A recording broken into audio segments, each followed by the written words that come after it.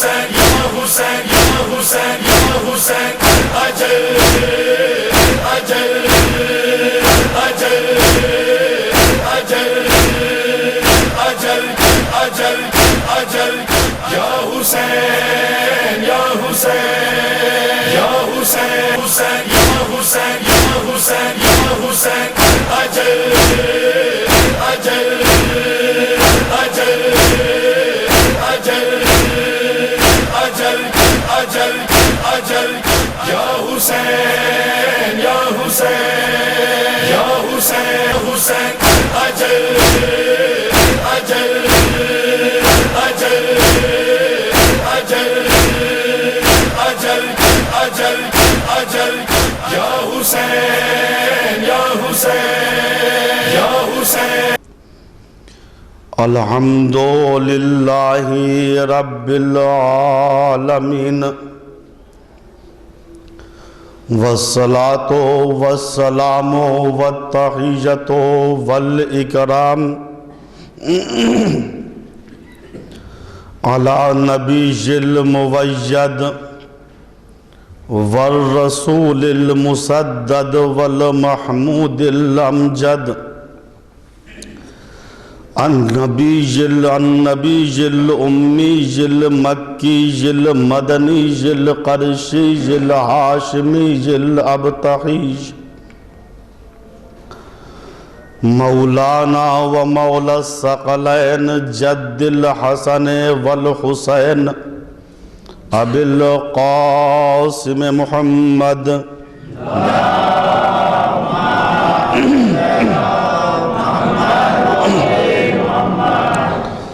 ثم الصلاة على علي بن أبي طالب الذي ضرب بين يدي رسول الله بسيفين وطعن برمحين وهاجر هجرتين وبايع البيعتين وقاتل ببدر وحنين ولم يكفر بالله طرفة عين ثم الصلاة على آله الطيبين الطاهرين المعصومين المظلومين من الآن إلى قيام يوم الدين أما بعد فقد قال الله الحكيم بسم اللہ الرحمن الرحیم ومن یبتغ غیر الاسلام دینا فلن یقبل منہ وہو فی الآخرۃ من الخاسرین صلی اللہ علیہ وسلم۔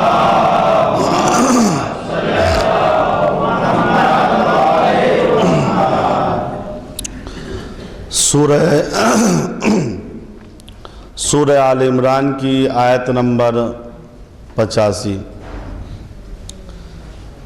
جس میں پروردگار اپنی تمام مخلوقات کو مخاطب کر کے کہہ رہا ہے، دیکھو تم میں جو بھی اسلام کے علاوہ دوسرا دین چاہے گا، اس کو اختیار کرے گا، اس سے اس کی کوئی چیز قبول نہیں کی جائے گی، اور آخرت میں بھی ایسا انسان گھاٹا اٹھانے والوں میں سے ہوگا۔ بحمداللہ اس موضع کانودر میں یہ میری 5ویں اور اس سلسلے کی آخری مجلس ہے۔ تمام مجلسوں کے موضوعات بھی بحمداللہ آپ کے اذہان عالیہ میں محفوظ ہوں گے۔ کل کی تقریر ہماری اسلام اور ایمان کے بارے میں تھی کہ آخر صحیح اور حقیقی مومن کون ہے۔ آج اسی سلسلے گفتگو کو بڑھاتے ہوئے موضوع سخن یہ رکھنا ہے کہ ہم نے اسلام کو تو پہچان لیا، ایمان کو تو پہچان لیا، آیا کیا بانی اسلام کو بھی صحیح معنوں میں ہم نے پہچانا ہے یا نہیں؟ بانی اسلام کون ہے؟ ہمارے و آپ کے آخری نبی حضرت محمد مصطفیٰ صلی اللہ علیہ وسلم۔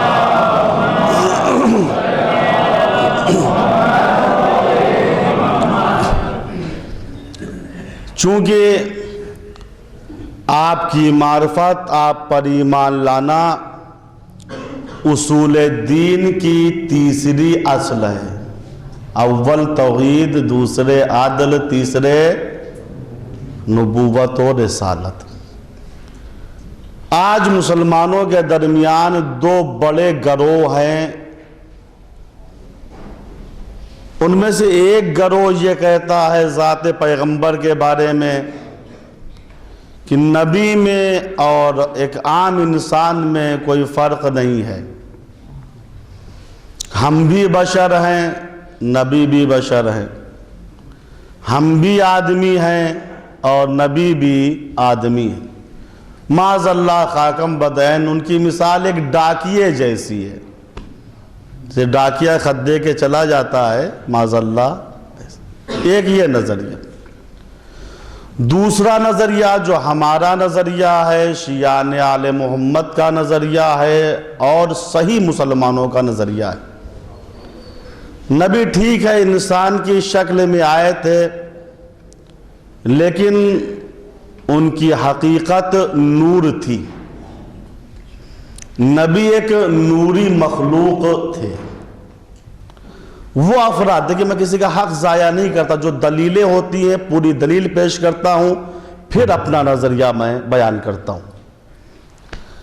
وہ افراد جو کہتے ہیں کہ نبی ہم جیسے بشر ہیں، نبی ہم جیسے انسان ہیں، وہ سورہ کہف کی اس آیہ کریمہ کو دلیل کے طور پر لاتے ہیں۔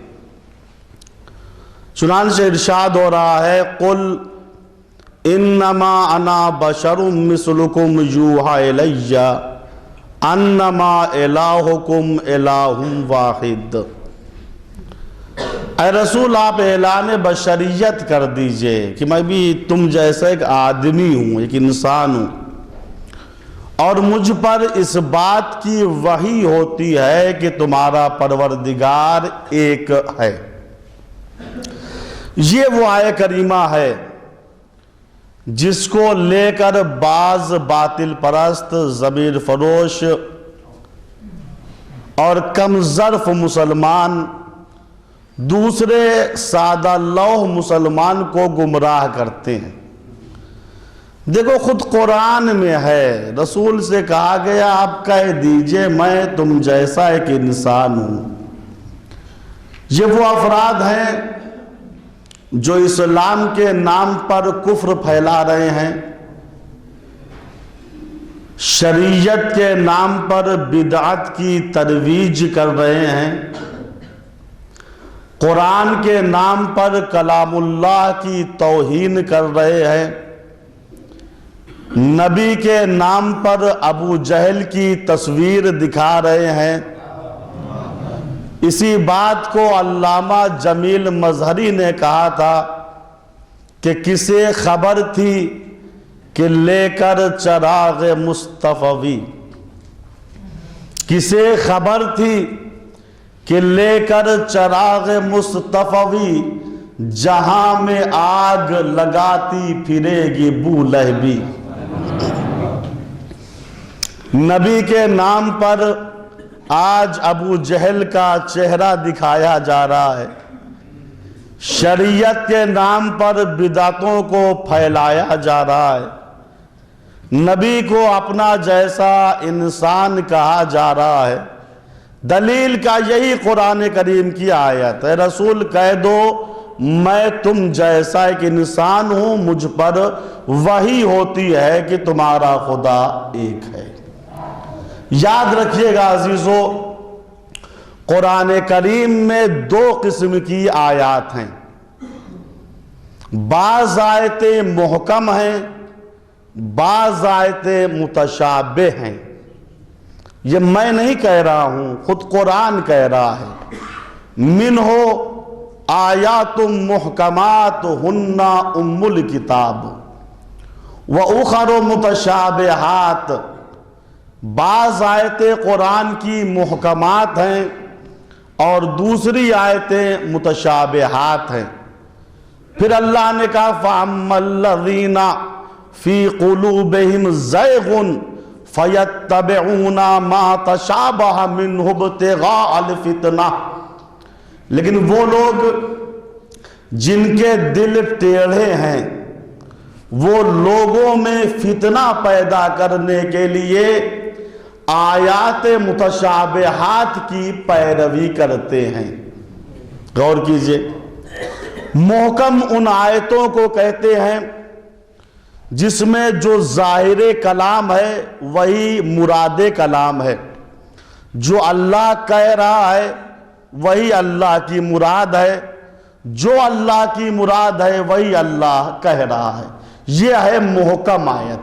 جیسے یا ایھا الذین آمنوا کتب علیکم الصیام کما کتب علی الذین من قبلکم لعلکم تتقون، اے ایماندارو روزہ تمہارے اوپر اسی طریقے سے لکھ دیا گیا ہے جس طریقے سے پچھلی امتوں پہ لکھا گیا تھا، تاکہ تم متقی بن جاؤ، پرہیزگار بن جاؤ۔ ظاہر کلام اللہ کیا ہے؟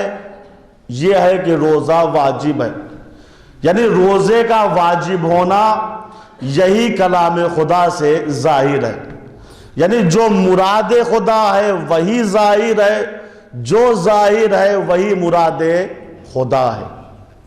متشابہ یہ کون سی آیات ہیں؟ غور کیجئے گا، متشابہ ان آیات کو کہتے ہیں جس میں ظاہر کچھ ہوتا ہے مگر مراد خدا کچھ ہوتی ہے۔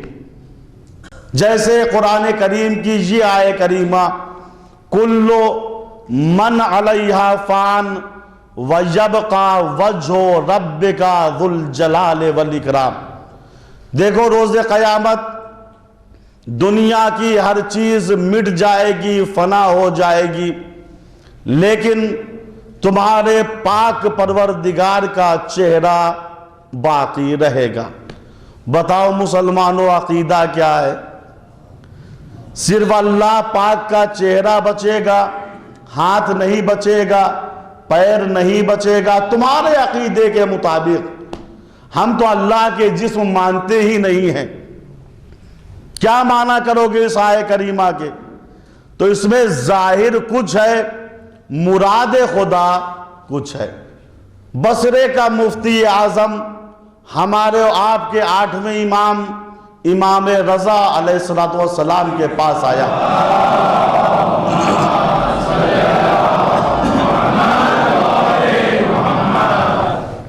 اکثر جب وہ آتا تھا تو مناظرے کے موڈ میں آتا تھا، امام سے بحث کریں گے۔ اب کی جب آیا تو امام نے قرآن کریم کی یہی آیہ کریمہ اس مفتی کے سامنے رکھ دی، اے مفتی بتا تیرے عقیدے کے مطابق اس آیت کے کیا معنی ہے؟ کلو شیء ہالک الا وجہہ، یا سورہ رحمان کی یہ آیت کلو من علیہا فان وَيَبْقَى وَجْهُ رَبِّكَ ذُو الْجَلَالِ وَالْإِكْرَامِ، ہر چیز فنا ہو جائے گی مگر اللہ تعالیٰ کا وجہ باقی رہے گا، وجہ یعنی چہرہ، اللہ کا چہرہ باقی رہے گا۔ اے مفتی بتا تو اپنے عقیدے کے اعتبار سے اس آیت کے کیا معنی کرتا ہے؟ مفتی نے سوچا، سوچنے کے بعد کہا مولا یہی معنی ہے، روز قیامت ہر چیز مٹ جائے گی، فنا ہو جائے گی، ہمارے پاک پروردگار کا پاک چہرہ باقی رہے گا۔ امام نے کہا تیرے عقیدے کے مطابق اللہ کا ہاتھ فنا ہو جائے گا، پیر فنا ہو جائے گا، پیٹ فنا ہو جائے گا، سینہ فنا ہو جائے گا، تو یہ منہ بچ کے کیا کرے گا؟ یہ وجہ بچ کے کیا کرے گا؟ مفتی تھا اپنی قوم کا، تھر تھرانے لگا، لرزنے لگا اور کہنے لگا آپ پہلے بیت پیغمبر ہیں، آپ عالم قرآن ہیں، آپ ہی بتائیں اس آیت کے معنی کیا ہے۔ امام نے فرمایا سنو، اس آیت میں ظاہر کچھ ہے، مراد کچھ ہے۔ دیکھیں کلام عرب میں چہرے کو وجہ کہتے ہیں، وجہ کو وجہ اس لیے کہتے ہیں چونکہ یہ وجہ معرفت ہوتا ہے۔ خدا نہ کردہ ایکسیڈنٹ ہو جائے، تصادم ہو جائے، ہاتھ ملتا ہے پہچان نہیں ہو پاتی، پیر ملتا ہے جلدی پہچان نہیں ہو پاتی، لیکن اگر وجہ مل جائے، چہرہ مل جائے تو فوراً انسان کو پہچان لیا جاتا ہے۔ چونکہ یہ وجہ معرفت ہوتا ہے، لہذا کلام عرب میں چہرے کو وجہ کہتے۔ امام نے فرمایا اے مفتی، تو نے اللہ کے وجہ کو پہچانا ہی نہیں۔ سن، بنا عرف اللہ وَنَحْنُ وَجْهُ اللہ، اللہ ہم اہل بیت کی وجہ سے پہچانا گیا اور ہم اہل بیت اللہ کا چہرہ ہے۔ غور کیجئے، یہ آیت متشابہات میں سے ہے، ظاہر کچھ ہے، مراد کچھ ہے۔ ظاہر یہ ہے اللہ تعالیٰ کے چہرہ ہے، لیکن مراد اہل بیت پیغمبر ہیں۔ اسی طریقے سے یہ آیے کریمہ قُلْ إِنَّمَا أَنَا بَشَرٌ مِثْلُكُمْ يُوحَىٰ إِلَيَّ، اے رسول کہہ دیجئے میں تم جیسا ایک انسان ہوں۔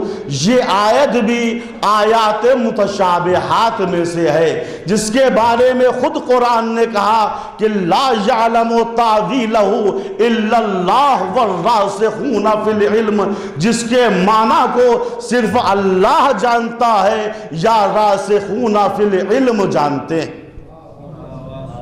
بات واضح ہو گئی، آیات متشابہات پہ ایمان لانا ضروری ہے، یا اللہ کے قرآن میں ہے یا اللہ کی طرف سے بھیجی ہوئی آیت ہے، اتنا ایمان ضروری ہے، لیکن اس کے معنی کیا ہے ہم معنی نہیں جانتے۔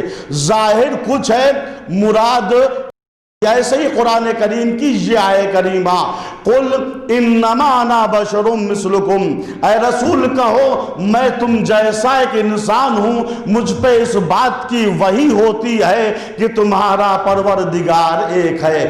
شاہ عبدالحق محدث دہلوی نے بھی لکھا کہ یہ آیے کریمہ آیات متشابہات میں سے ہے۔ کیوں نہ ہوتا؟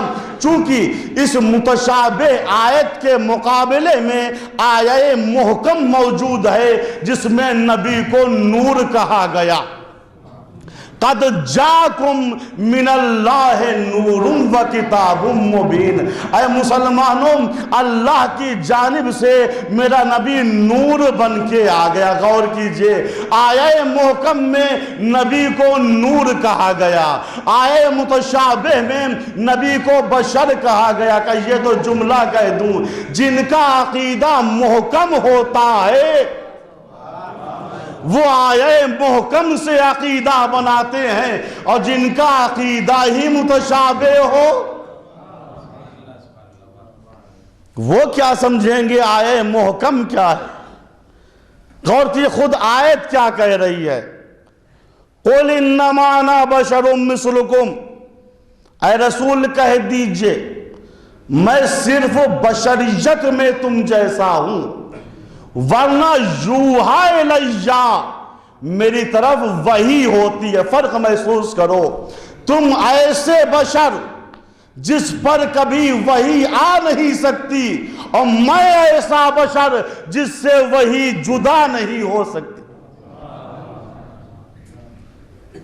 ہمیں قرآن کریم میں ایک واقعہ ملتا ہے کہ جب جناب یوسف اپنا دامن عصمت بچا کر زلیخا سے بھاگے اور یہ بات مصر کی عورتوں میں پھیلی تو مصر کی عورتوں نے تانا دینا شروع کر دیا، چونکہ زلیخا اپنے ملک کی شہزادی تھی اور یوسف کی حیثیت ایک غلام جیسی تھی۔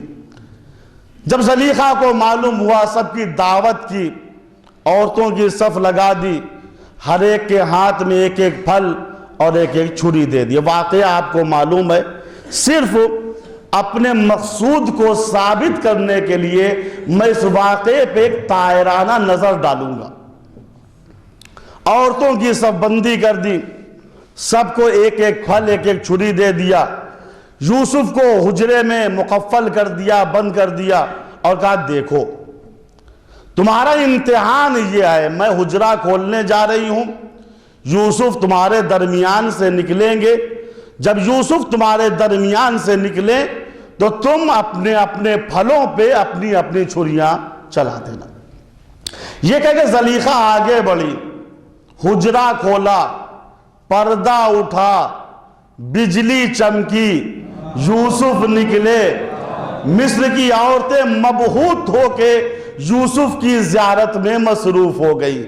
زلیخا چلائی، اے عورتوں، میں نے تم کو یوسف کی زیارت کے لیے نہیں بلایا تھا، یہ تمہارا امتحان ہے، تم مجھے یوسف کے بارے میں ملامت کرتی تھی، اب خود دیکھ لو کہ یوسف کیسا آدمی ہے، کیسا نورانی ہے۔ توجہ فرمائیے عزیزو، لکھا ہے جیسے یوسف ان کے بیچ سے، ان کے درمیان سے گزر رہے ہیں، زلیخا چلا رہی ہے، کیا کر رہی ہو تم؟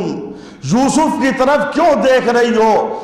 جلدی جلدی اپنی چھریاں اپنے پھلوں پہ چلاؤ۔ تاریخ سنتے رہتے ہیں، اب جو چھری چلی، پھل کٹے، انگلیاں کٹنے لگی، خون بہنے لگا، احساس بھی نہ ہوا، لیکن خدا کی قسم ایسے موقع پہ مصر کی عورتوں نے ایسا مقدس جملہ کہا جو قرآن کی آیت بن گیا۔ آج بھی وہ جملہ سورہ یوسف میں موجود ہے۔ جب انہوں نے یوسف کو دیکھا تو زلیخا سے بگڑ کے کہنے لگی، زلیخا ہم نے اپنے غلاموں سے سنا تھا یوسف کوئی بشر ہے، ہم نے اپنے نوکروں سے سنا تھا یوسف کوئی آدمی ہے، لیکن اب ہم نے یوسف کو دیکھ لیا۔ سن زلیخا، یوسف کے بارے میں ہمارا نظریہ یہ ہے، ما ھذا بشرا ان ھذا الا ملک کریم، یوسف بشر نہیں ہے، یوسف تو کوئی فرشتہ ہے۔ توجہ، یوسف انسان نہیں، یوسف کوئی فرشتہ ہے۔ غور فرمائیے کہ مصر کی عورتیں مسلمان تو نہ تھی، مصر کی عورتوں کے دلوں میں رمق ایمان تو نہ تھی، مصر کی عورتیں کلمہ لا الہ الا اللہ کا ورد تو نہ کرتی تھیں، مگر اس کے باوجود جب انہوں نے یوسف جیسے نبی کو دیکھا تو چیخ کے کہہ دیا، یوسف ہم جیسا بشر نہیں ہے، یوسف ہم جیسا انسان نہیں ہے۔ عزیزو، افسوس تو اسی بات پہ ہوتا ہے، افسوس تو اسی بات پہ ہوتا ہے کہ مصر کی کافر عورتیں یوسف جیسے انسان کو اپنا جیسا بشر نہ کہے، اور آج کا مسلمان فخر یوسف محمد کو اپنا جیسا بشر کہہ رہا ہے۔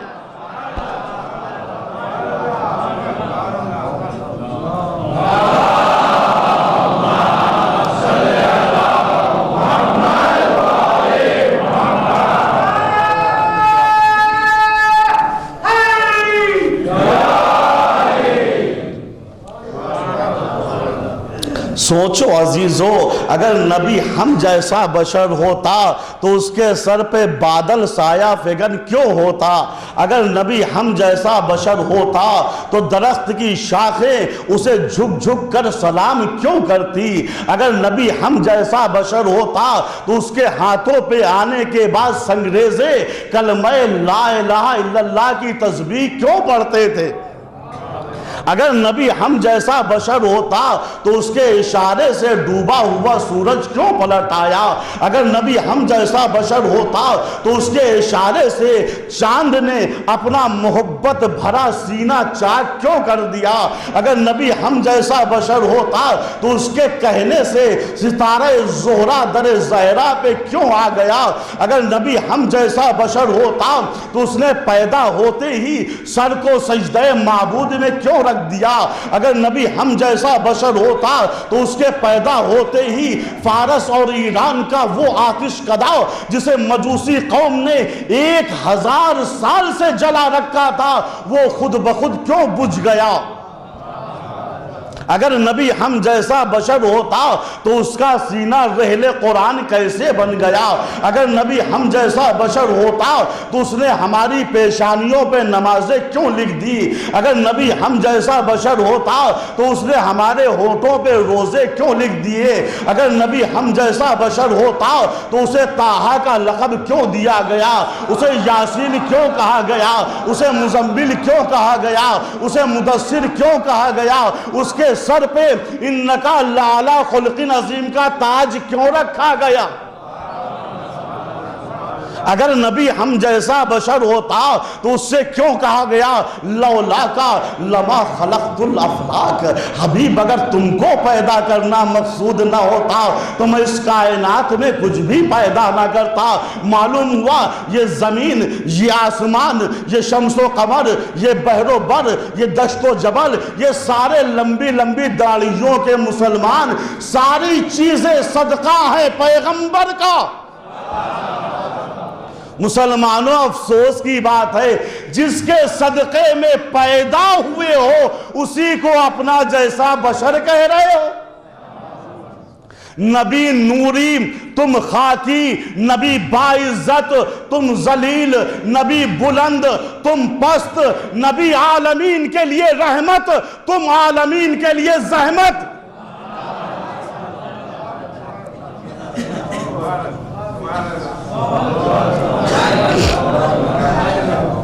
اس کے بعد بھی کہہ رہے ہو نبی ہم جیسا بشر تھا۔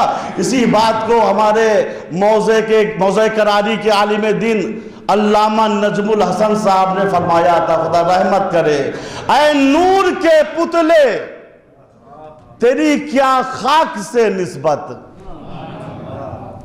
اے نور کے پتلے تیری کیا خاک سے نسبت، احسان تیرا ہے جو زمین پہ چلا آیا۔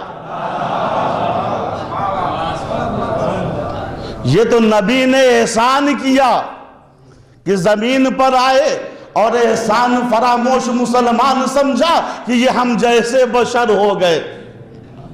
یہ عظمت پیغمبر کو کیا سمجھیں گے جن کو آج تک یہ نہیں معلوم ہوا کہ پیغمبر کی تاریخ ولادت کیا ہے اور پیغمبر کی تاریخ وفات کیا ہے، پیغمبر کی ڈیٹ آف برتھ کیا ہے، پیغمبر کی ڈیٹ آف ڈیتھ کیا ہے۔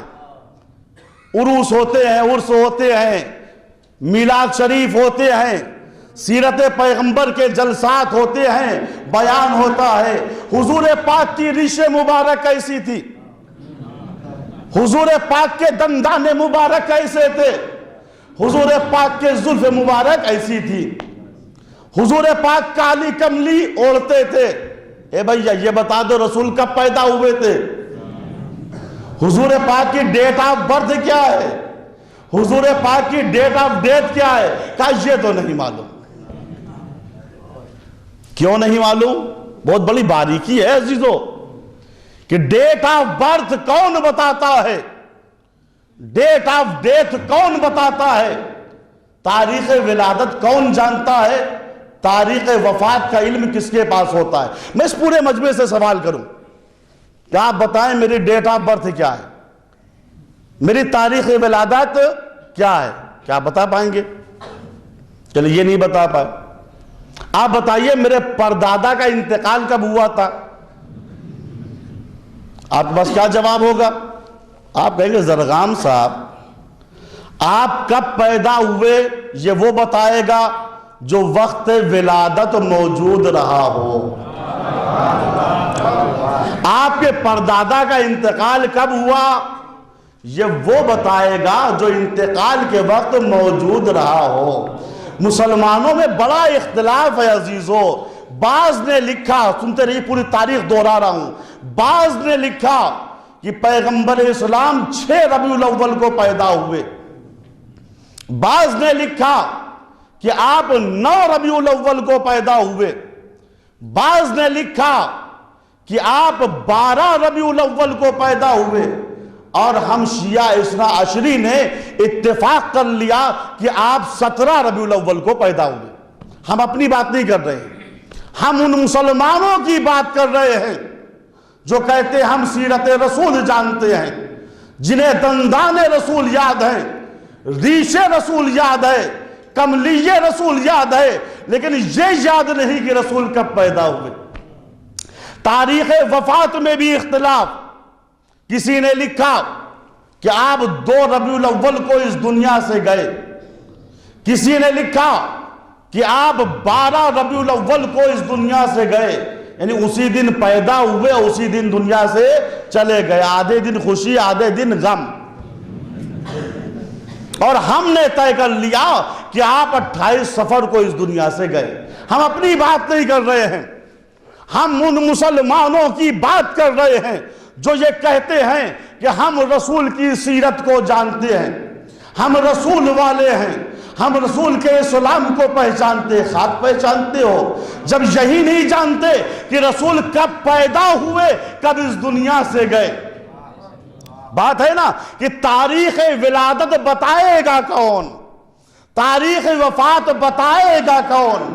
عزیزو یاد رکھنا، تاریخ ولادت وہ بتاتا ہے جو وقت ولادت موجود رہا ہو، تاریخ وفات وہ بتاتا ہے جو وقت وفات موجود رہا ہو. اب تاریخ اسلام اٹھا کے دیکھو کہ پیغمبر کی ولادت کے وقت کون موجود تھا، پیغمبر کی وفات کے وقت کون موجود تھا. ہم نے تاریخ اسلام میں دیکھا کہ پیغمبر کی ولادت کے وقت ابو طالب موجود تھے، پیغمبر کی وفات کے وقت علی موجود تھے. شاید یہی بنا ہوئی عزیزو مسلمانوں نے ابو طالب کو چھوڑا تو تاریخ ولادت بھول گئے، علی کو چھوڑا تو تاریخ وفات بھول گئے.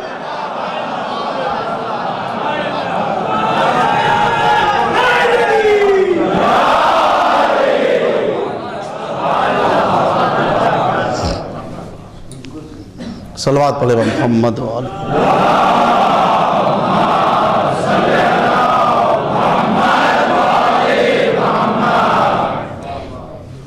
قُلْ إِنَّمَا أَنَا بَشَرٌ مِثْلُكُمْ.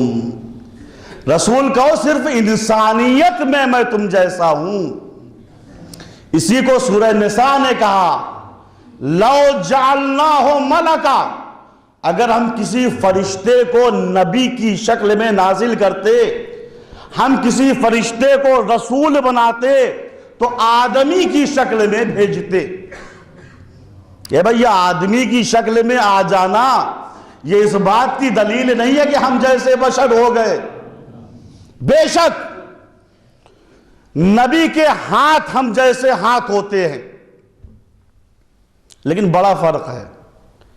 ہمارے ہاتھ یتیموں پہ اٹھ جاتے ہیں ظلم و تعدی کے لیے، مگر نبی کا ہاتھ وہ ہوتا ہے کہ قرآن کہتا ہے ید اللہ فوق ایدیہم، اللہ کا ہاتھ نبی کے ہاتھ پہ رکھا ہوا ہے.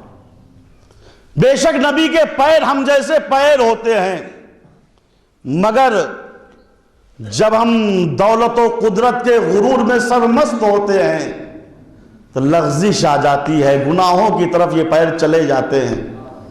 مگر نبی وہ ہوتا ہے جن کے پیروں میں نماز تہجد کی وجہ سے جب ورم آ جاتا ہے تو قرآن کہتا ہے تاہا مان علیک القرآن لتشقا.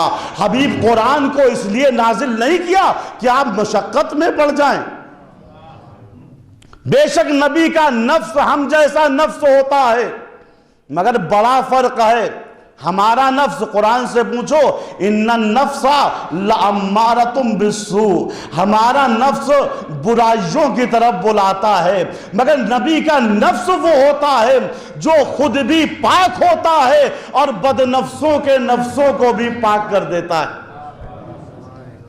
بے شک نبی کے کان ہم جیسے کان ہوتے ہیں، پوری تاریخ ذہن میں رکھیے، نبی کے کان ہم جیسے کان ہوتے ہیں، ہم ایک عام آواز کو سن سکتے ہیں، مگر نبی وہ ہوتا ہے جو چیونٹیوں کی آواز کو سن لیتا ہے۔ بے شک نبی کی آنکھیں ہم جیسی آنکھیں ہوتی ہیں، مگر بڑا فرق ہے، ہم انسان کا ظاہر دیکھتے ہیں، باطن حدود مشاہدہ سے غائب ہوتا ہے، لیکن نبی وہ ہوتا ہے وہ جس طریقے سے انسان کا ظاہر دیکھتا ہے اسی طریقے سے باطن دیکھ کے کہتا ہے سنو تم ہمارے پیچھے نماز با جماعت ضرور پڑھتے ہو، تم ہمارے پہلو سے پہلو ضرور ملاتے ہو، لیکن الشرک فیکا اخفا من دبیب النمل، شرک تیرے اندر چیٹی کی رفتار سے بھی باریک چل رہا ہے۔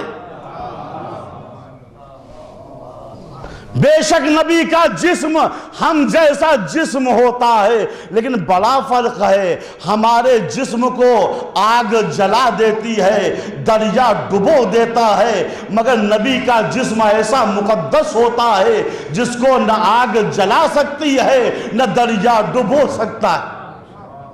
بے شک نبی کا دماغ ہم جیسا دماغ ہوتا ہے، بڑے نازک جملے پہ آگے عزیزو، بے شک نبی کا دماغ ہم جیسا دماغ ہوتا ہے، لیکن بڑا فرق ہے، ہم سے بھول چوک ہو جاتی ہے، ہم سے بھول چوک ہو جاتی ہے، نبی سے بھول چوک نہیں ہوتی۔ مجھے کہنے دیجئے، جہاں بھول چوک نہ ہو وہاں غفلت نہیں ہو سکتی، جہاں غفلت نہ ہو وہاں نسیان نہیں ہو سکتا، اور جہاں نسیان نہ ہو وہاں ہذیان تو آ ہی نہیں سکتا۔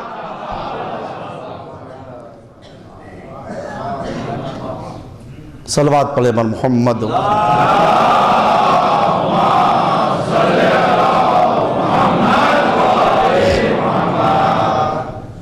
عظمت رسول کو سمجھو، یہ وہ نبی ہے جس کو اللہ نے حبیب کا لقب دیا ہے۔ حبیب یعنی دوست۔ تاریخ اسلام کے دو نبی ایسے ہیں جنہیں خدا سے دوستی کا شرف حاصل ہوا، ایک ہے خلیل الرحمن، ایک ہے حبیب الرحمن۔ نام سے نہ گھبرائیے، یہ دونوں شیعہ تھے۔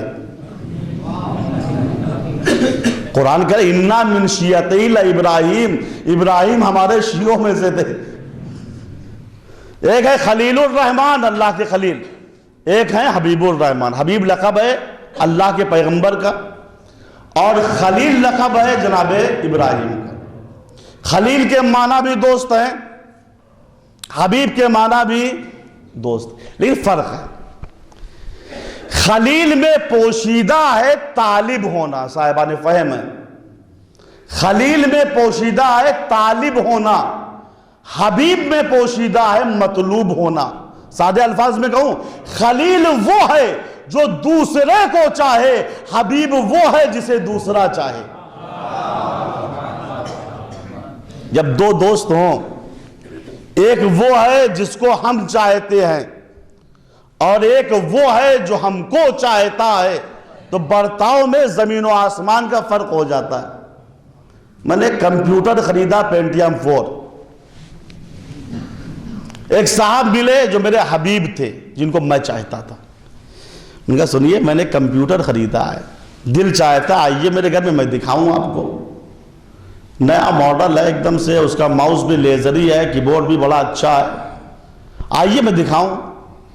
انہوں نے کہا مولانا میرے پاس ٹائم بڑا کم رہتا ہے، سنڈے کو میری چھٹی ہوتی ہے، ٹھیک ہے سنڈے کو میں گاڑی بھیج دوں گا آپ کے لیے، نوکر بھیج دوں گا، وہ آپ کو لے آئے گا۔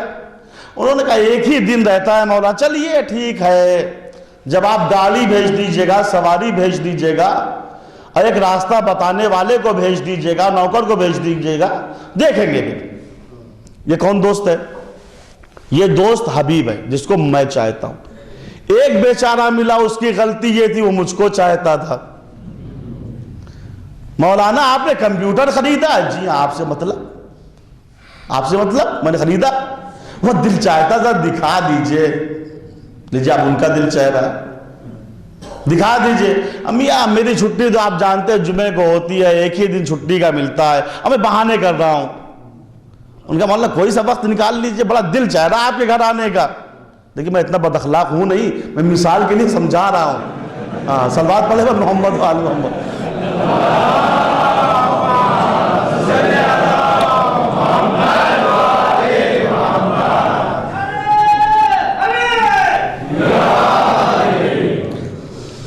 انہوں نے کہا مولانا دل چاہ رہا. یہ کون ہے؟ خلیل, جن کی غلطی کیا ہے؟ مجھ سے محبت کرتے, میں نہیں چاہتا ان کو. آئیے کسی وقت آئیے.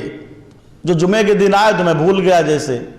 کیوں کیسے آنا؟ مولانا آپ سے ملاقات ہوئی تھی راستے میں, ہم نے کہا تھا نا کہ کمپیوٹر دیکھنے آئیں گے. ہاں یاد آ گیا. آئیے. دیکھ لیا آپ نے؟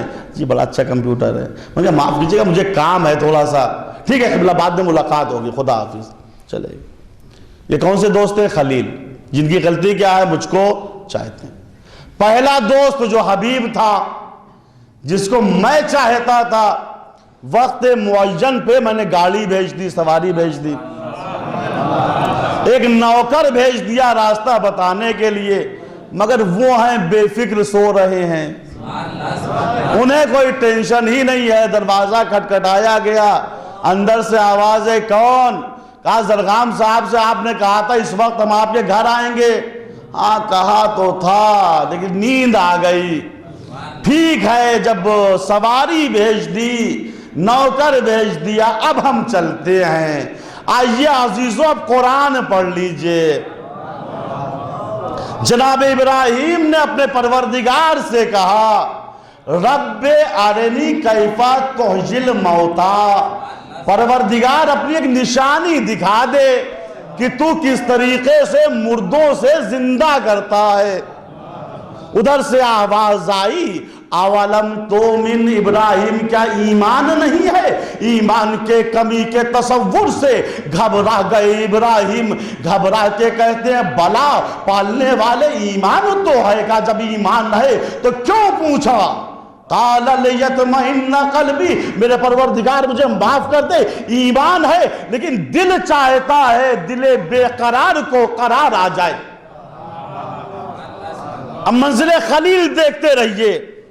ایک نشانی بیچ میں پوچھ لیا گیا, کیا ایمان میں شک ہو گیا؟ نہیں, پالنے والے شک ہو نہیں ہوا ہے, صرف دیکھنے کا دل چاہ رہا, دل پریشان ہے. کہا اچھا جاؤ نشانی دیکھو گے.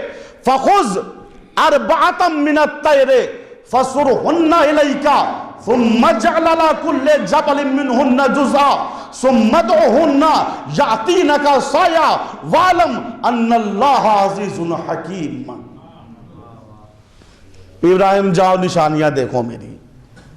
جاؤ 4 پرندے پکڑو, 4 پرندے ذبح کرو, قیمہ بناؤ. قیمہ بنانے کے بعد قیمہ کو ملاؤ, 4 پہاڑیوں پہ دور دور رکھو, پھر منقار پکڑ کے اٹھاؤ, کہو مثلا مرغ زندہ ہو جا, کبوتر زندہ ہو جا, تو دیکھو کہ چاروں طرف سے گوشت کے لوتھڑے اڑ کے آئیں گے, یہ پرندہ بن جائے گا. دیکھیں ایک نشانی دیکھنا چاہ رہے ہیں, تو کیسے مردہ سے زندہ کرتا ہے. 4 پرندے کون کون سے تھے معلوم ہے؟ بعض مفسرین نے لکھا 4 پرندوں میں سے یہ پرندے تھے. ایک مرغ تھا, ایک کبوتر تھا, ایک مور تھا, ایک کوا تھا. غور کیجئے, چاروں پرندوں کو پکڑنا کار آسان نہیں ہے. بھائی ایک مرغا پکڑ کے دکھا دیجئے, پورے محلے میں آپ کی ناک کٹ جائے گی. جب وہ بھاگنے پہ آئے گا ادھر سے ادھر, ادھر سے ادھر, اس چھت سے اس چھت پہ, یہ ہوتا. معجزے کے ذریعے نہیں پکڑنا تھا. مرغ میاں آؤ تم کو ذبح کرنا ہے, کبوتر میاں آؤ نہیں, پکڑنا تھا. کتنے دن میں ابراہیم نے پکڑا ہوگا سوچیے. چلے مرغ پکڑ لیا ہوگا, کبوتر کا وہ دانے ڈال کے پکڑ لیے ہوں گے, مور بڑا سخت ہے پکڑنا, پکڑ لیا ہوگا, لیکن کوا کیسے پکڑا ہوگا؟ ہے بڑا چالاک جانور ہوتا ہے. تھوڑا سا زمین پہ جھکیے, خطرہ محسوس کیا, اڑ گئے. کتنی محنت سے جناب ابراہیم نے یہ 4 پرندے پکڑے. پکڑنے کے بعد ذبح کیا, قیمہ بنایا, 4 پہاڑیوں پہ رکھا. ادھر سے آواز آئی جاؤ ابراہیم, ہو گیا جواب. وَعْلَمْ أَنَّ اللَّهَ عَزِيزٌ حَكِيمٌ. ہم ایسے ہی مردہ سے زندہ کرتے ہیں. یہ ہے منزل خلیل.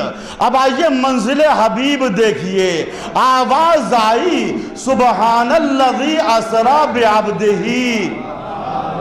پاک ہے وہ ذات جو لے گئی اپنے بندے کو کہاں سے, من المسجد الحرام, مسجد حرام سے کہاں تک, الی المسجد الاقصی, مسجد اقصی تک. غور کیجئے جملہ ابراہیم کا ذہن میں ہوگا. ابراہیم نے کیا کہا تھا, ارنی کیف تحیی الموتی, پروردگار دکھا دے ایک نشانی تو کیسے مردہ سے زندہ کرتا ہے. وہ تھی منزل خلیل, یہ ہے منزل حبیب. انہیں راتوں رات لے جایا جا رہا ہے, مسجد حرام سے لے جایا جا رہا ہے, مسجد اقصی تک لے جایا جا رہا ہے. میرے پروردگار ٹھیک ہے تو اپنے حبیب کو لے گیا, مسجد حرام سے لے گیا, مسجد اقصی تک لے گیا, راتوں رات اٹھا لے گیا. کیوں لے گیا؟ لے جانے کی وجہ ادھر سے آواز آئی لِنُرِيَهُ مِنْ آیاتنا. دل یہ چاہ رہا تھا کہ اپنے حبیب کو اپنی نشانیاں دکھلا لائے.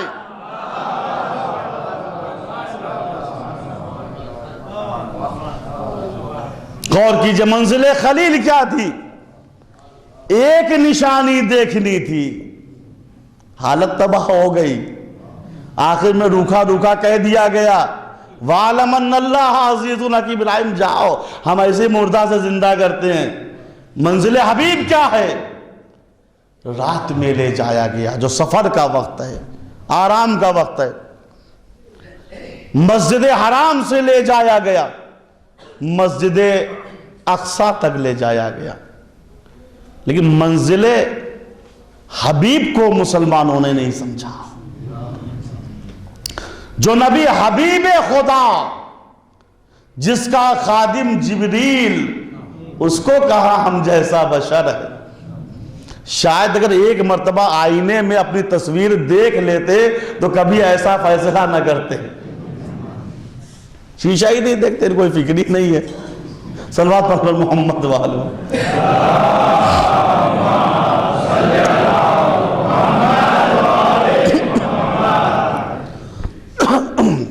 ایک اور صلوات پڑھیں محمد.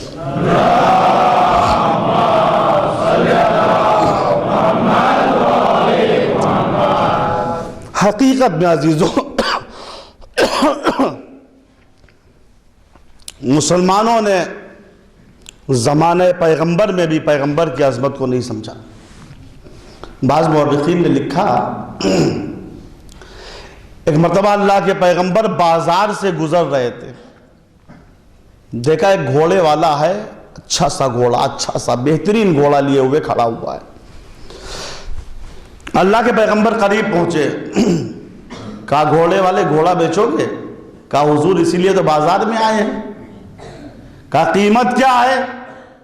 کہا حضور آپ اپنے آدمی ہیں, میں بھی, آپ مسلمان ہوں, میں مسلمان ہوں, آپ اپنے آدمی ہیں, آپ 200 درہم دے دیجئے گھوڑے کا. حضور کہا نہیں, سستا ہے. کہا 250 دے دیجئے. کہا نہیں اب بھی سستا ہے. کہا 300 دے دیجئے. کہا نہیں اب بھی سستا ہے. کہا آخری قیمت 400 درہم. رسول نے اب ٹھیک ہے. دیکھیے ہم قیمت جو ہے کیا کرتے ہیں, کم کراتے ہیں. رسول قیمت بڑھا رہے ہیں. مصلحت بعد میں سمجھ میں آئے گی. ہاں, اب رسول نے 400 درہم دیے, گھوڑا لیا, چل دیا. چند قدم چلے تھے, گھوڑے والا پیچھے سے آیا. حضور میرا گھوڑا لے کے آپ کہاں جا رہے ہیں؟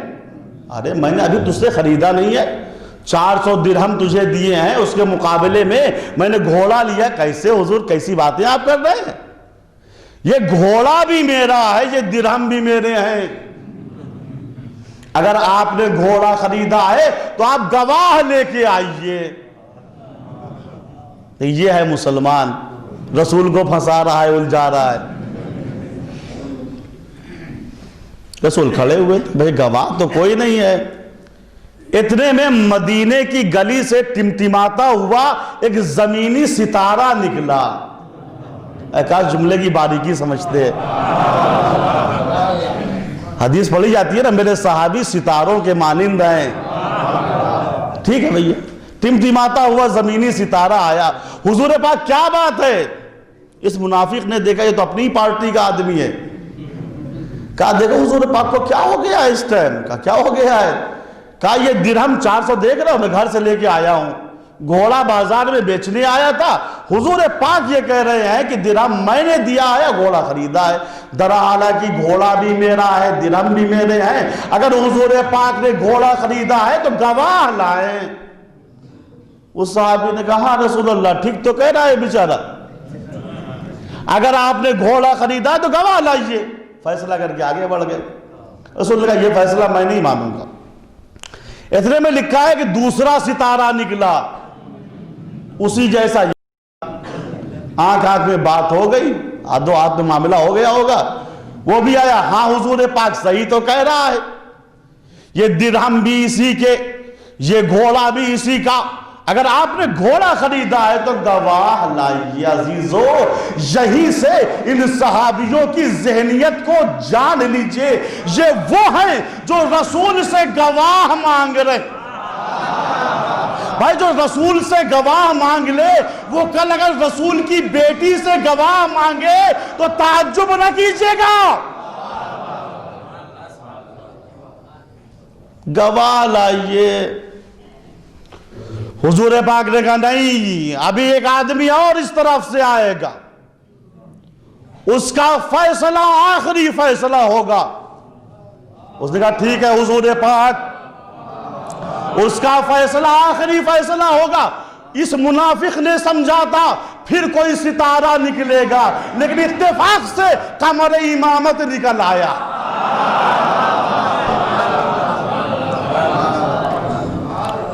اب جب قمر امامت کو اس ستارے نے دیکھا تو اس ستارے کو دن میں تارے نظر آنے لگے.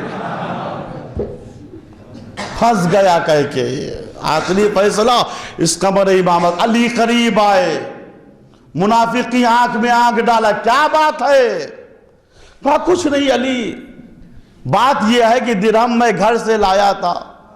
ہاں اور یہ حضور پاک یہ کہہ رہے ہیں درہم میں نے دیے ہے، گھوڑا خریدا ہے. حالانکہ گھوڑا بھی میرا ہے، درہم بھی میرے ہیں. معاذ اللہ رسول جھوٹ بول رہے ہیں. جیسے علی نے منافق کے منہ سے یہ سنا کہ رسول جھوٹ بول رہے ہیں، علی نے تلوار نکالی، گردن صاف کر دی. عزیزو، آج علی نے تلوار کی ایک ضرب سے فیصلہ کر دیا. یاد رکھنا مسلمانوں، قیامت تک کے لیے جو بھی رسول پہ جھوٹ کا الزام لگائے اس کی سزا قتل ہے.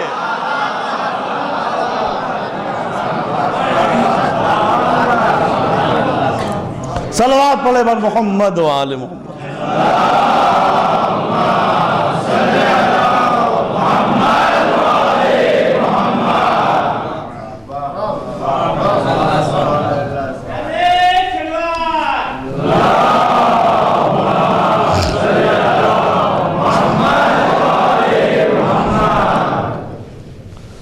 علی نے تلوار سے فیصلہ کر دیا. اس کی گردن دور گری، جسم دور گرا. اصحاب انگشت بدندہ ہو گئی. یا علی تم نے مسلمان کا خون کر دیا. رسول نے کہا علی مسلمانوں کا جواب بھی دے دو. علی نے کہا یا رسول اللہ کیسے ہو سکتا ہے کہ آپ آسمان کی باتوں میں سچے ہو اور رسول آپ زمین کی باتوں میں جھوٹ بول دیں. آپ آسمان کی باتوں میں بھی سچے ہیں، زمین کے معاملات میں بھی سچے ہیں. رسول ان سے بتا دیجئے اس نے جب آپ پہ جھوٹ کا الزام لگایا تو مرتد ہو گیا، جب مرتد ہو گیا تو کافر ہو گیا، جب کافر ہو گیا تو واجب القتل ہو گیا. ختم ہو گئی بات. قیامت تک کے لیے فیصلہ، جو بھی رسول پہ جھوٹ کا الزام لگائے اس کی سزا قتل ہے. یزید نے دربار خلافت سے رسول پہ جھوٹ کا الزام لگایا تھا. لیبت ہاشم بالملک فلا خبر جا ولا وحی نزل. بنی ہاشم نے یعنی خود پیغمبر نے حکومت حاصل کرنے کے لیے نبوت اور رسالت کا ایک کھیل کھیلا تھا، ورنہ نہ وحی آسمانی کوئی چیز ہے اور نہ آیات قرآن کوئی چیز ہے. حسین ابن علی محافظ رسالت بن کے کھڑے ہو گئے.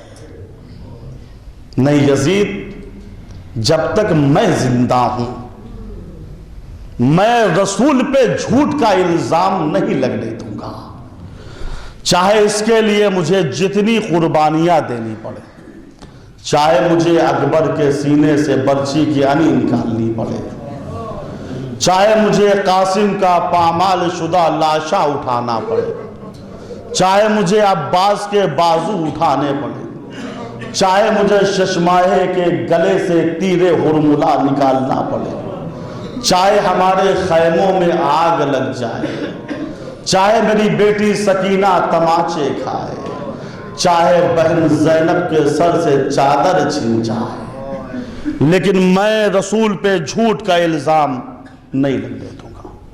بس عزیزو، بعض علماء نے بیان کیا دنیا میں 3 محبتوں کا جواب آج تک نہیں ملا. ایک محبت باپ اور بیٹے کی ہے، ایک محبت باپ اور دختر کی ہے، اور ایک محبت بھائی اور بہن کی ہے. جس طریقے سے یعقوب اپنے بیٹے یوسف سے محبت کرتے تھے، آج تک کسی باپ نے اپنے بیٹے سے ایسی محبت نہیں کی. جس طریقے سے رسول اپنی دختر فاطمہ سے محبت کرتے تھے، آج تک کسی باپ نے اپنی دختر سے ایسی محبت نہیں کی. اور جس طریقے سے حسین زینب کو چاہتے تھے، زینب حسین کو چاہتی تھی، بھائی و بہن کی یہ محبت پوری تاریخ میں نہیں دیکھی. اسی لیے جب عقیل نے عبداللہ ابن جعفر کا رشتہ علی کے گھر میں علی کی بڑی بیٹی زینب کے ساتھ دیا، تو علی نے کہا بھائی عقیل عبداللہ سے کہہ دو رشتہ منظور ہے، لیکن ایک شرط ہے. اگر شرط منظور تو رشتہ منظور، ورنہ رشتہ رد. عقیل نے کہا بھائی علی شرط کیا ہے؟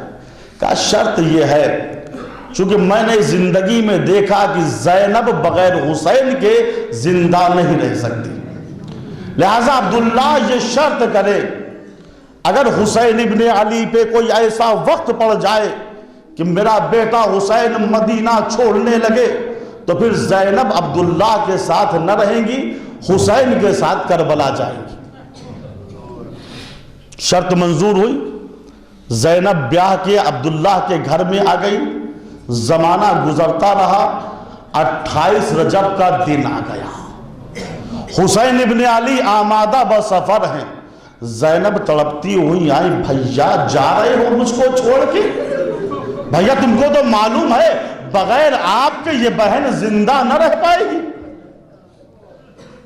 حسین ابن علی نے سر جھکا کے کہا بہن، بابا نے آپ کی نسبت عبداللہ کی طرف دے دی ہے، جاؤ پہلے عبداللہ سے اجازت لو، اس کے بعد میرے ساتھ چلنا. عزیزو اسے کہتے ہیں حفظ حقوق. زینب گھر آئی، لکھا ہے عبداللہ بیمار تھے، مریض تھے، غنودگی کا عالم تھا، سو رہے تھے. زینب نے عبداللہ کو جگانا مناسب نہیں سمجھا. علی کی بیٹی عبداللہ کے سرہانے بیٹھ کے رونا شروع کر دیتی ہے. جب گرم گرم آنسو عبداللہ کے رخساروں پہ گرے تو عبداللہ نے چونک کی آنکھیں کھول دی. علی کی بیٹی رونے کا سبب کیا ہے؟ عبداللہ میرا بھائی حسین مدینہ چھوڑ رہا ہے. عبداللہ تمہیں بابا کی شرط یاد ہوگی. شہزادی مجھے یاد ہے، آپ شوق سے جا سکتی ہیں.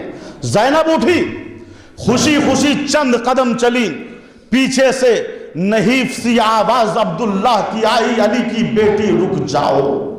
زینب کا دل لرزنے لگا، شاید عبداللہ اپنی بیماری کی وجہ سے مجھے روکنا چاہ رہے ہیں، لیکن عبداللہ نے کہا شہزادی آپ تنہا جا رہی ہیں، تنہا جانا آپ کا مناسب نہیں ہے، اپنے ساتھ اون و محمد کو لیتی جائیے، اگر کربلا کے میدان میں آپ کے بھائی حسین پہ کوئی وقت پڑ جائے تو اون و محمد کو میری طرف سے قربان کر دیجیے گا۔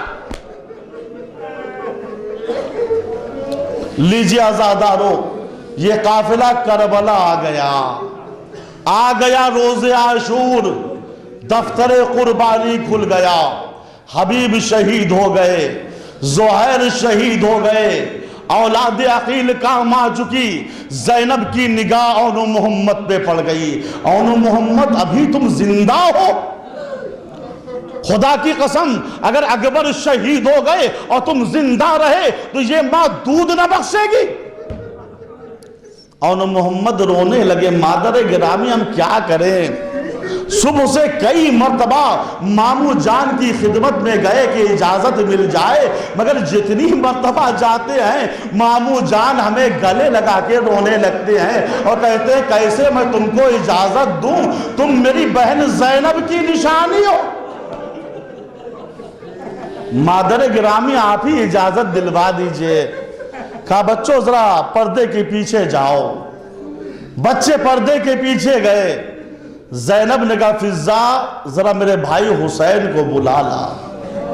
حسین خیمے میں آئے، بہن نے بھائی کے لیے مصلی بچھا دیا، حسین ابن علی مصلی پہ بیٹھے، زینب کچھ اس طریقے سے مخاطب ہوئی بھیا اس عالم غربت میں عجیب مصیبت آن پڑی ہے، اے کاش بھیا عورتوں کو اذن جہاد ہوتا تو یہ زینب اپنی جان آپ پہ قربان کر دیتی، مگر کیا کروں علی و فاطمہ کی بیٹی ہوں، دوسری عورتوں کی طریقے سے باہر بھی نہیں نکل سکتی۔ بھیا اس عالم غربت میں بہن ایک خواہش کرنا چاہتی ہے، امید ہے کہ آپ رد نہ کیجئے گا۔ حسین ابن علی نے سر جھکا کے کہا بہن آج تک تمہاری کسی خواہش کو میں نے رد نہیں کیا، آج بھی رد نہیں کروں گا، بتاؤ کیا خواہش ہے؟ زینب نے کہا بھائی اقرار کرتے ہو میری خواہش رد نہیں ہوگی؟ کہاں بہن اقرار کرتا ہوں۔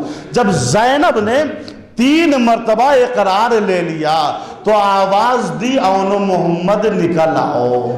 حسین نے دیکھا 2 بچے اپنے قد سے لمبی تلواریں لے کے آئے اور حسین کے قدموں سے لپٹ گئے، مامو جان ہمیں مرنے کی اجازت دے دیجئے۔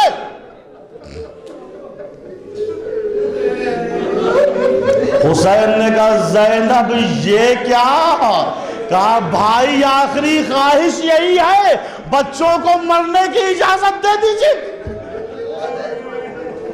حسین ابن علی نے بچوں کو مرنے کی اجازت دی، خیمے سے باہر آ گئے، زینب نے جلدی جلدی بچوں کو سجایا، چھوٹے چھوٹے پٹکے کمر میں باندھے، خشک بالوں میں کنگھی کی، تلوار حمائل کی، خیمے کے در تک بھیجنے آئی۔ جب اون محمد جانے لگے تو زینب نے کہا اون محمد رک جاؤ۔ اون محمد رک گئے، مادر گرامی کیا بات ہے؟ کہا میرے بچوں تم کو تو معلوم ہے نا کہ تم علی کے نواسے ہو، تم جعفر طیار کے پوتے ہو، اگر پورا لشکر مل کے حملہ کر دے تو گھبرا کے خیمے واپس مت آنا، جاؤ میرے لال جاؤ، خدا حافظ۔ لکھا ہے جب اون محمد مقتل میں آئے اور پسر سعد کی نظر ان بچوں پہ پڑی تو پسر سعد نے چیخ کے کہا حسین کیا تمہارے لشکر کے جوان ختم ہو گئے جو اب بچوں کو بھیج رہے ہو؟ اون نے کہا مجھ سے لڑکے دیکھ، محمد نے کہا مجھ سے لڑکے دیکھ۔ بچوں نے حملہ کیا، جو بھی ان بچوں کے مقابلے میں آتا رہا واصل جہنم ہوتا رہا۔ لکھا ہے یہ بچے جہاد کرتے کرتے پسر سعد کے خیمے کے قریب پہنچ گئے۔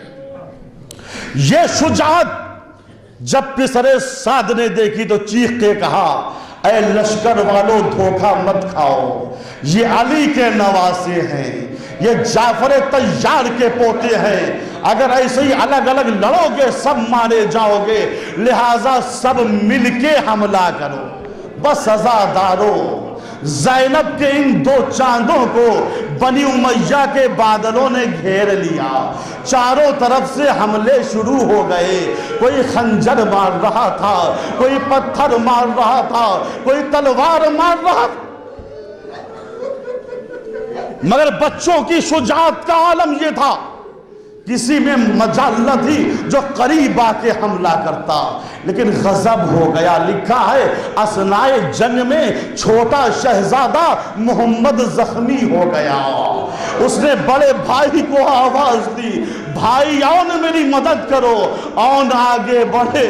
ابھی چھوٹے بھائی کو سنبھال رہے تھے، ایک شقی کو موقع مل گیا، بڑے بھائی کے سر پہ بھی تلوار کا وار کر دیا۔ زینب کے دونوں شہزادے عرض کربلا کی طرف چلے، آواز دی، ماموں جان ہماری مدد کیجئے۔ ایک طرف سے حسین بڑھے، ایک طرف سے عباس بڑھے۔ لکھا ہے ایک کا لاشا حسین نے اٹھایا، ایک کا لاشا عباس نے اٹھایا، در خیمے پہ لائے، آواز دی، زینب تیرے لال مقتل سے واپس آ گئے۔ لکھا ہے کربلا کے میدان میں جب کسی شہید کا لاشا آتا تھا تو زینب بڑھ کے استقبال کرتی تھی۔ جب حبیب کی لاش آئی تھی زینب نے بڑھ کے استقبال کیا، زہیر کی لاش آئی زینب نے بڑھ کے استقبال کیا، قاسم کا پامال شدہ لاشا آیا زینب نے بڑھ کے استقبال کیا، لیکن جب اون و محمد کی لاش آئی تو اب زینب کا کہیں پتہ نہیں ہے، بیبیاں زینب کو ڈھونڈ رہی ہے۔ رباب کی نگاہ خیمے کے گوشے میں پڑی، کیا دیکھا؟ زینب سجدہ شکر میں کہہ رہی ہے، میرے پروردگار تیرا شکر ہے، میرے بچے اسلام کے کام آ گئے۔ بس عزادارو آپ نے رو لیا، میں مصائب کو ختم کر دیتا، لیکن آخری مجلس ہے، چند جملے اور سن لیجئے۔ بھائی و بہن کی محبت کیسی تھی؟ لکھا ہے بعد کربلا جب بھی زینب روئی ہیں حسین پہ روئی ہیں، کبھی بھی اون و محمد کو۔ زندان شام میں دیکھیے جب یزید نے آل محمد کو رہا کر دیا اور شہیدوں کے سر آنے شروع ہوئے تو جس بی بی کے وارث کا سر آتا تھا بی بی آگے بڑھ کے وارث کے سر کو لے لیتی تھی۔ جب علی اکبر کا سر آیا ام لیلہ آگے بڑھی آغوش میں لے لیا، قاسم کا سر آیا ام فروہ آگے بڑھی آغوش میں لے لیا، اصغر کا سر آیا رباب آگے بڑھی آغوش میں لے لیا، عباس کا سر آیا ام کلثوم آگے بڑھی آغوش میں لے لیا، آخر میں حسین کا سر آیا۔ تمام بیویاں تعظیم کے لیے کھڑی ہو گئی۔ اب زینب آگے بڑھی، بھائی کے سر کو لیا، منہ پہ منہ رکھ دیا، بھیا زینب چھوٹ کے مدینے جا رہی، بھیا تمہاری نشانی سکینہ زندان شام میں چھوٹ رہی ہے۔ لکھا ہے آخر میں دو چھوٹے چھوٹے سر آئے، جن سروں کو لینے کے لیے کوئی بی بی آگے نہ بڑھی، وہ سر شام کے زندان کے فرش اعضاء پہ رکھ دیے گئے۔ شام کی عورتیں جو باہر سے پرسے کے لیے آئی تھی آپس میں کہنے لگی یہ معصوم بچے ہیں، ایسا لگتا ہے ان بچوں کی ماں مر گئی ہے۔ غضب ہو گیا عزادارو، یہ آواز زینب کے کانوں میں گئی، بجلی بن کے دل پہ گری، کھڑی ہو گئی۔ شام کی عورتوں ایسا مت کہو، یہ میرے لال اور محمد ہے۔ جب سے میرے بھائی کی شہادت ہوئی ہے میں حسین کا ماتم کر رہی ہوں، مجھے وقت نہیں ملا کہ میں اپنے بچوں کا ماتم کروں۔ لیجیے عزادارو، یہ لٹا ہوا قافلہ مدینے پہنچ گیا، ام کلثوم کی نگاہ نانا کے مدینے پہ پڑی، آواز دی مدینہ تو جدنا لا تقبلینا، اے میرے نانا کے مدینے میرے آنے کو قبول نہ کرنا۔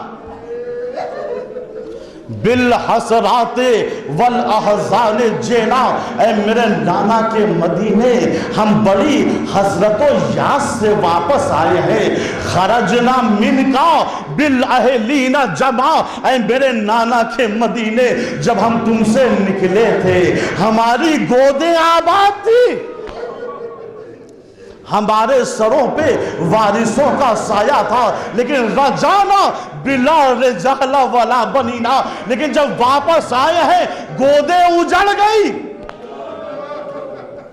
سروں پہ وارثوں کا سایہ نہیں ہے۔ لکھا ہے تمام بیویاں اپنے اپنے گھر میں چلی گئیں، ثانیہ زہرا بھی اپنے گھر میں آئیں، صحن خانہ دھوپ میں بیٹھ کے رونا شروع کر دیا۔ اس وقت آپ کے شوہر عبداللہ گھر میں